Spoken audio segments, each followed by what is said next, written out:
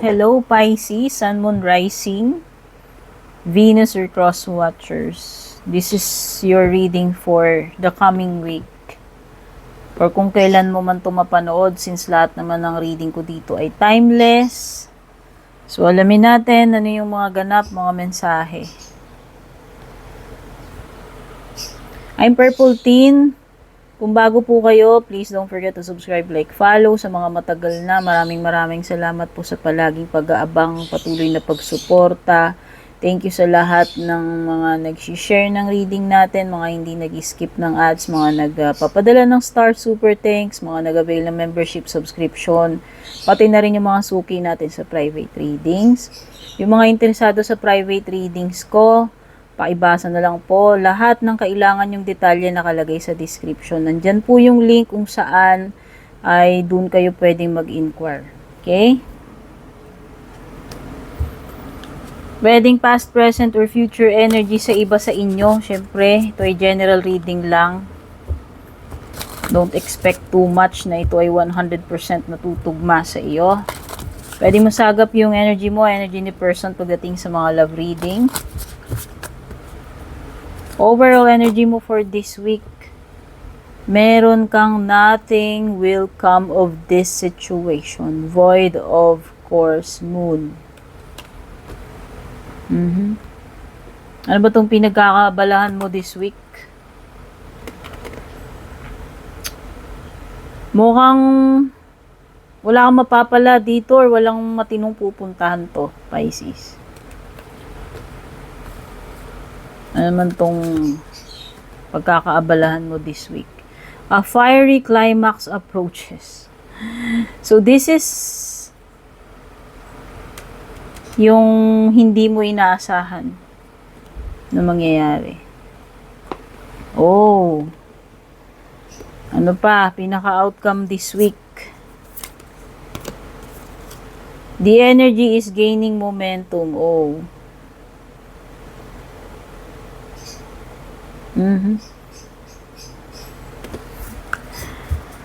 Sorry naman Pisces, pero ang nasisense ko dito is kung may pagka-sensitive ka, may pagka-psychic ka, nade-detect mo na yan, nafe-feel mo na yan.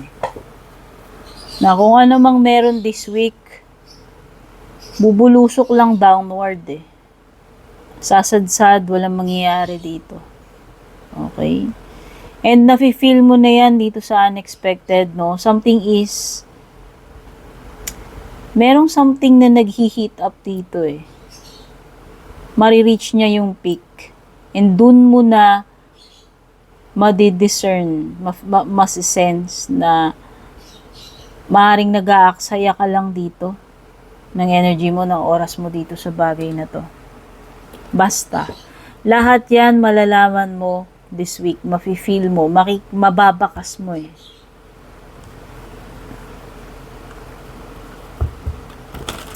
Meron kasing something dito na fast approaching na talaga, ayan no. Hindi mo talaga siguro ina-expect na ganito yung mangyayari or magiging outcome.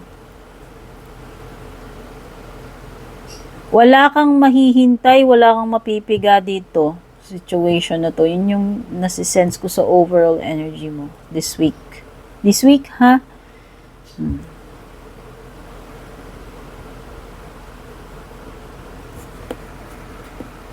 And habang lumilipas yung bawat araw, itong paparating na week na ito, eh, nasisense mo talaga na, alam mo yun, bokya, okay?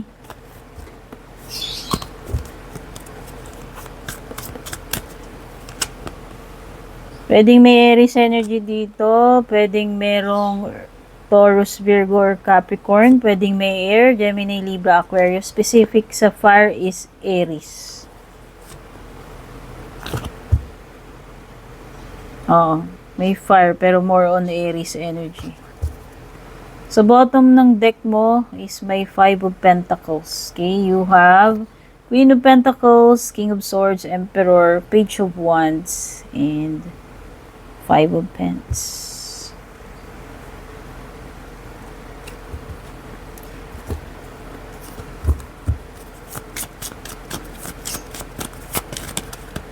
Love mo, love life, soulmates, camera. Lightning. Oh, lightning could strike. Wow, ang bongga. No? Soulmate mo na, twin flame mo pa. Wow. Pisces. Mhm.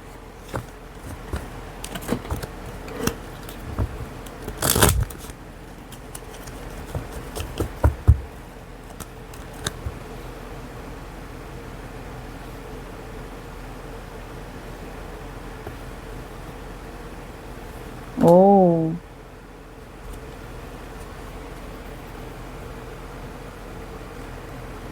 Strong personality. Maybe you're dealing with an air sign with a very, very strong personality. A very capable, a very, paano ba natin to masasabi?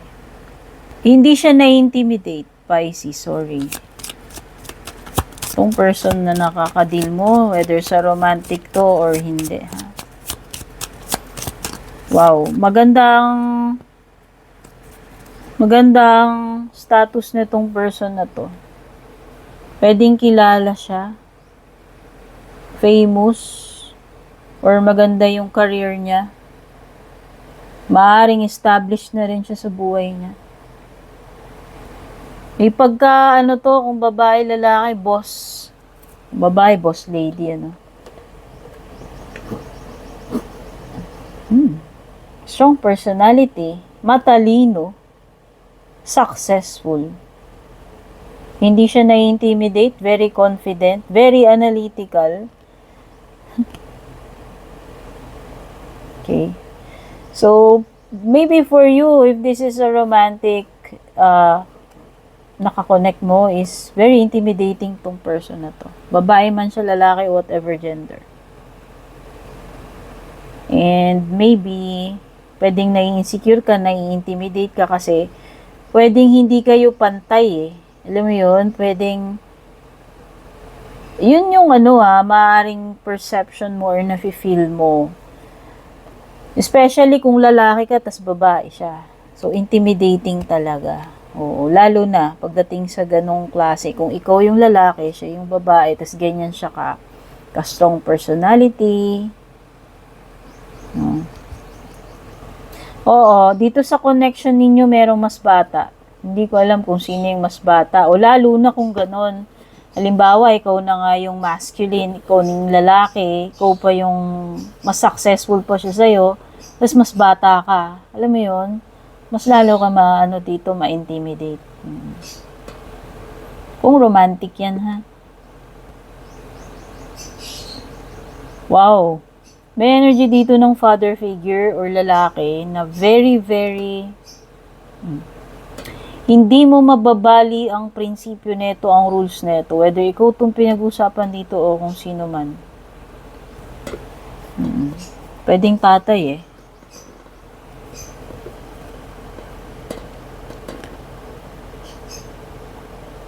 Pag sinabi niya. Pinangangatawanan niya, pinaninindigan niya, ikaw man yan o yung person na nakaka-deal mo. Ano man ng gender, sino man yan. Dito sa week na to or sa situation na to.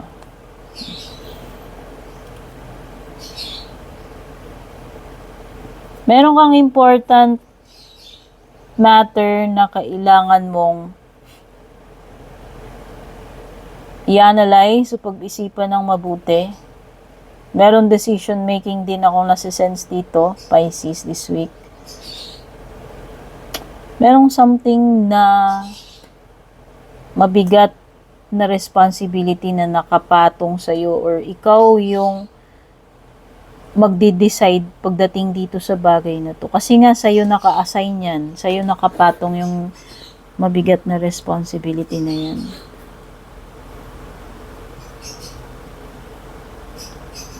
Or pwedeng sa family, ikaw yung head.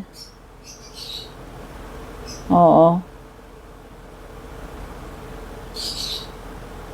Or may mga umaasa sa'yo dito na family members, mga anak mo, ganyan-ganyan, mga kapatid. Basta kung sino man itong tinutukoy na itong King of Swords and Emperor, nagre-rely kayo dito or nagre-rely sila sa'yo kung ikaw yan, figure na yan.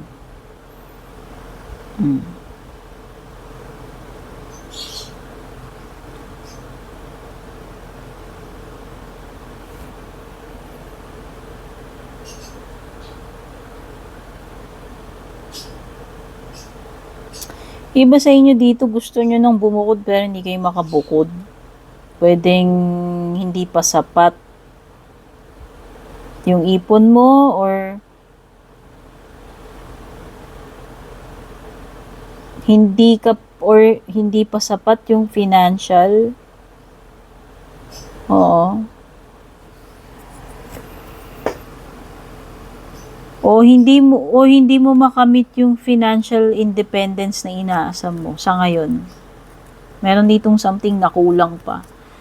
Kailangan mo pang pagtrabahuhan bago mo ma-achieve yan. Or meron ba ditong person na dependent sa'yo, umaasa pagdating sa pera? Meron bang ganun? Oo. May mga pinag-aaral ka, binubuhay ka, yung mga ganyan. Ganyang energy. May anak ka na ba? Yan. Pwedeng anak. Merong something about sa anak. Pagpapaaral, pagtataguyod ng pamilya, pagiging head ng family. Pwedeng yun yung concern mo this week. There could be a good news na paparating sa'yo with the Page of Wands. Definitely, this is communication, messages.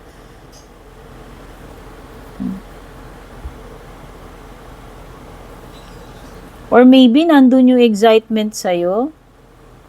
Or it could be a good news, exciting news. Basta meron something ka dito na you're very excited na simulan eh. Andun yung ano mo eh. Thrill, excitement.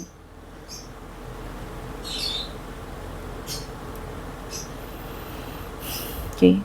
Pero if ever na may problem ka about pera, I'm sure bago matapos tong week na to, masasolve yung problem na yan tungkol sa pera. Okay? Yan. Or may babalik yung pera na hiniram, whether ikaw yung nanghiram o may nanghiram sa'yo. Basta may babalik na na pera eh.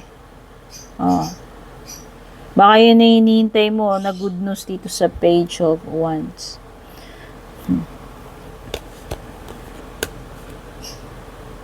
Oh. Kung merong nang ghost dito, ikaw man yung nang ghost o yung person mo, may pagbabalik. Oo, kapal na mukha niyan pagkatapos mang ghost babalik. Kung ikaw yan, Pisces, o ewan ko kung sino yung person na kadil mo. Basta, kung sino yun ang ghost sa inyo, kapal na mukha, babalik pa. Okay, good luck kung tatanggapin naman ng isa. At ang tinutukoy dito sa love reading ninyo, sabi nga, hindi mo lang siya soulmate, twin flame mo pa. O diba, ganun kabongga yung connection ninyo. Magkakaroon ng epiphany with the lightning. It's like the Tower card. Magigising eh. Meron dito sa inyong matatauhan na sa wakas. Or merong shocking news tungkol dito sa person mo. May reveal, ewan ko may some kind of surprise, epiphany, shocking news tungkol dito sa kakonect mo sa person mo. Okay. May realization nga dito. Hindi ko alam kung sino tong matatauhan sa inyong dalawa, pero meron ditong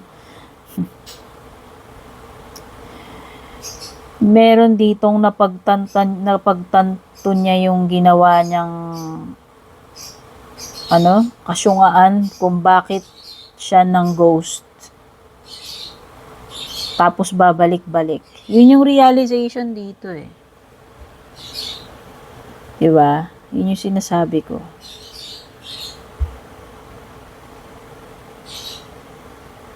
Marirealize na hindi pala kaya or hindi pala kayang mawala tong person na to sa buhay niya.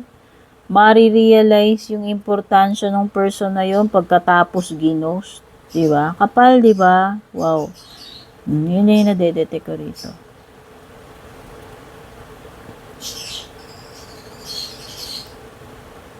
Babalik na lang kung kailan gusto. Paparamdam na lang ng parang kabuti.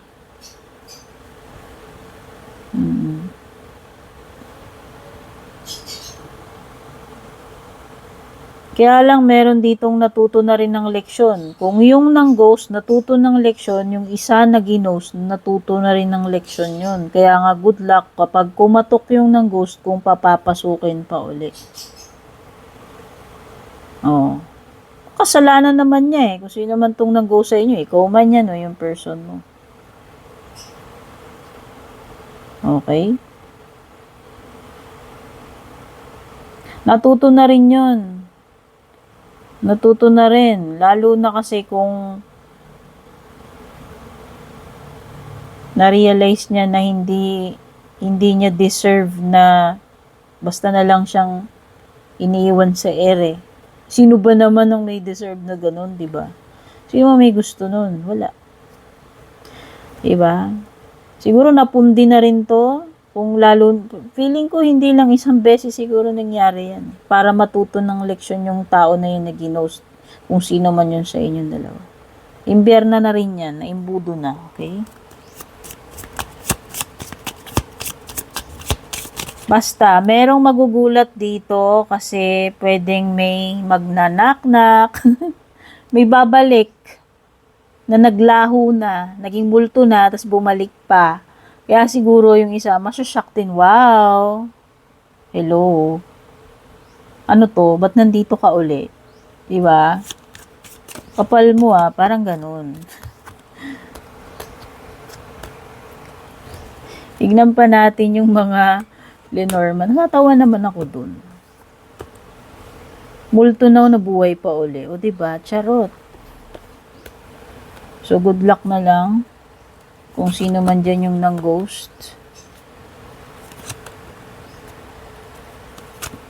Kung tanggapin pa ba siya uli after niya mang ghost. So, para sa yung mga Lenormand cards naman.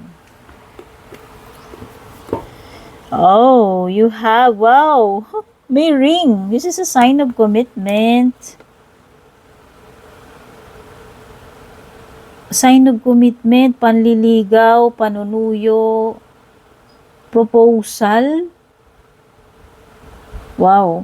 So, hindi ko alam kung ikaw tong liligawan uli, manunuyo, kung sa'yo ba magpo-propose o ikaw tong gagawa nitong mga bagay na ito.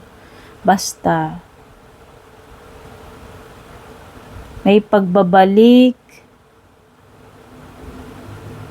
may pagpapromise or pagtupad sa promise. So, nakikita ko dito is another partnership or simula ng partnership. Whether itong partnership na ito ay romantic or sa trabaho or sa business. Para ngayon, magpi-pledge uli, gagawa uli ng agreement, ng kontrata, may panibagong cycle na magsisimula sa iyo, Pisces, pagdating sa business, sa career, or sa romantic. Ayan na uli may kasunduan uli, may pag-uusap uli. May pagpa-partner na naman, may ang tawag dito, collaboration or commitment uli.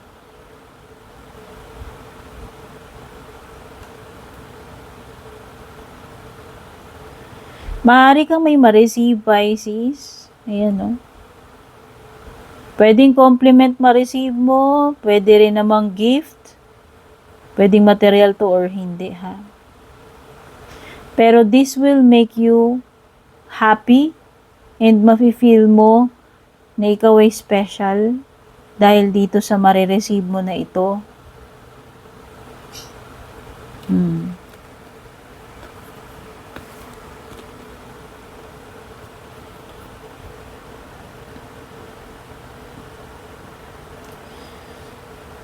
Okay, so nakita ko dito sa card ng bear mo is something na related sa pera.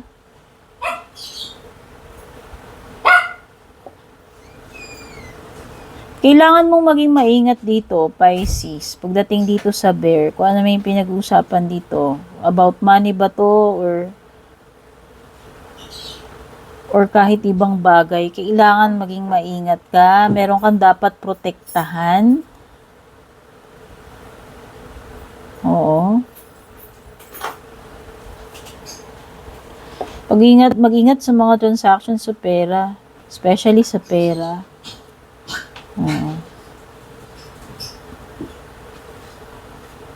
Or meron ditong something about sa anak na iniingatan mo.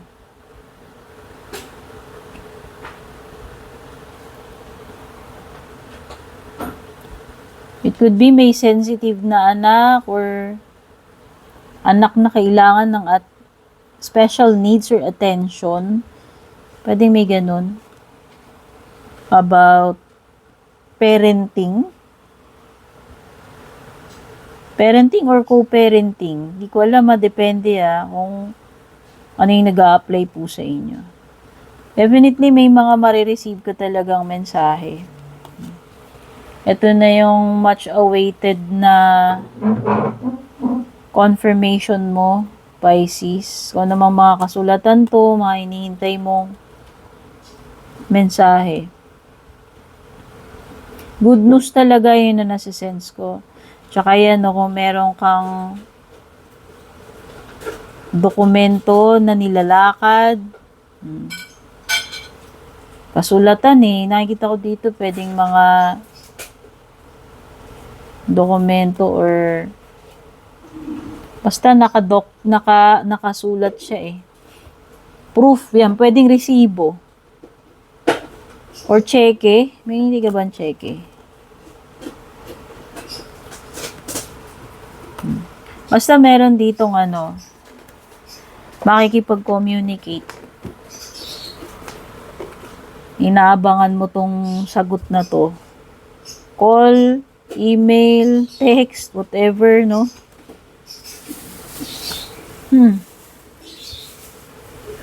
Meron ditong something na outdoor na pupuntahan mo. It could be a gathering.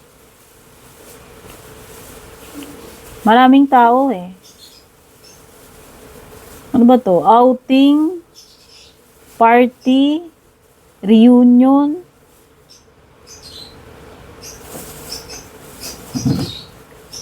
Pwedeng garden yung pagdarausan or resort, sabihin na natin. Tapos may pa-cater pa rito. Maraming tao rito sa sa event na ito.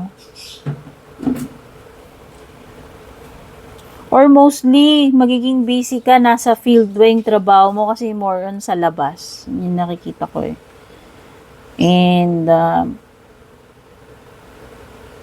you're dealing with a lot of people. Siguro marami kang nakakausap. Baka ganun yung nature ng trabaho mo. Pwedeng may kinalaman sa food, catering, Or pwedeng marami kang connections, Pisces. Marami ka sigurong mga kaibigan, kakilala. Kumbaga lumalawak yung connections mo rito Marami kang nakikilala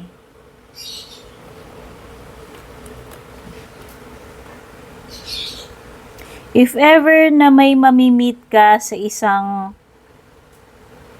party or social event, kung saan man yan, gimmick, pwedeng may mamit ka na person na either magiging kaibigan mo or magiging romantic interest. Pero if this is a romantic connection, yung na-meet mo na yan, huwag ka masyadong mag-rely na magiging seryoso yan. Oo. Kasi pwedeng one night stand lang yan, pwedeng flirtation lang, nothing serious. For fun lang, parang ganun. Okay, so yan yung mga na-pick up kong energies dito sa reading mo, Pisces. Don't forget to leave a like, a comment dyan, pa-share na rin, malaking tulong yan. Take care, God bless, babush. And kung balak nyo pong mag-book or mag-inquire ng personal readings ko, basahin nyo lamang po itong nakasulat sa screen or yung nakalagay sa description.